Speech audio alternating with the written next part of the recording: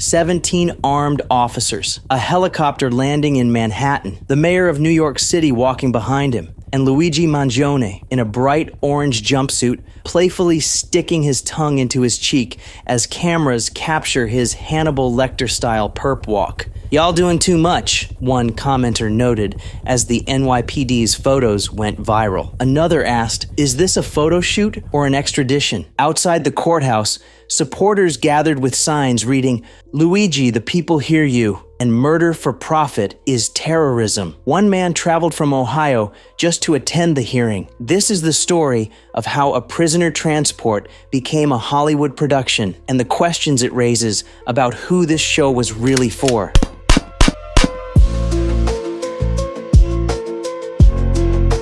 From TacoCast Studios, this is Delay, Deny, Depose. I'm Johnny Lama. Today, we examine what might be the most theatrical prisoner transport in New York history and why authorities felt the need to turn an extradition into a spectacle.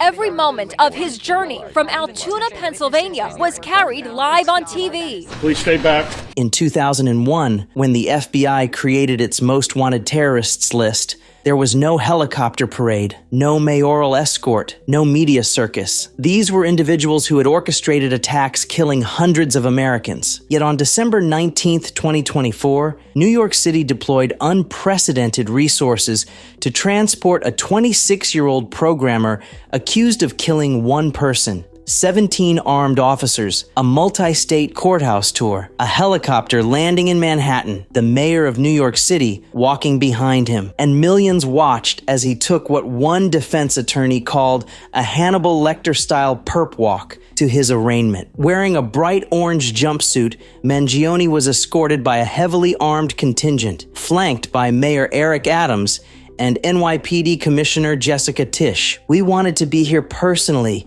to symbolize leading from the front," Mayor Adams declared. But online, a different narrative emerged. "Y'all doing too much," one commenter noted. Another asked, "Is this a photo shoot or an extradition?" Author Joyce Carol Oates observed, "More likely, law enforcement officers want to be on camera with the CEO assassin. Exciting for them to see themselves on news bulletins and show their children videos of 'here's what your daddy does at work.'" Defense attorney Jeremy Salin noted, "It was almost reminiscent of Hannibal Lecter." CNN correspondent Bryn Gingras remarked she'd never seen anything like it. The NYPD's photos went viral within hours. Some users suggested they looked like album covers. Others compared them to scenes from a Hollywood movie. Consider this: when the FBI captured Daniel Andreas Sandiego, one of their most wanted terrorists, in Wales last month, it warranted barely a press release. When they transported 9/11 mastermind Khalid Sheikh Mohammed, there was no mayoral escort. Eric Rudolph, the Olympic Park bomber,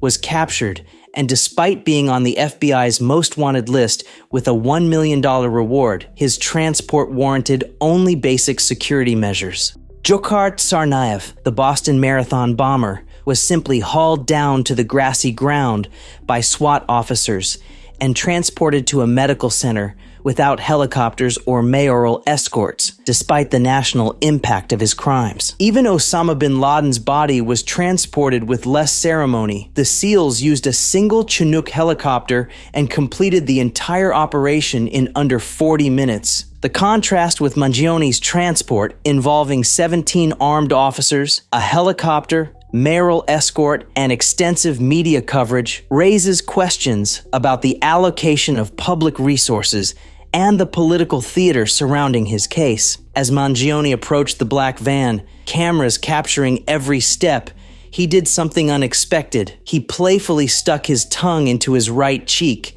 glancing toward the cameras. As former NYPD Detective Sergeant Felipe Rodriguez noted, the security measures for Mangione were comparable to those afforded to visiting diplomats and dignitaries. Meanwhile, outside the courthouse, supporters gathered with signs reading "Support Hero Luigi Mangione." A defense fund had already raised over $159,000. The theatrical nature of the transport raised questions. Why did it require multiple vehicles including a plane and helicopter. Why was the mayor personally involved? And perhaps most importantly, who was this show really for?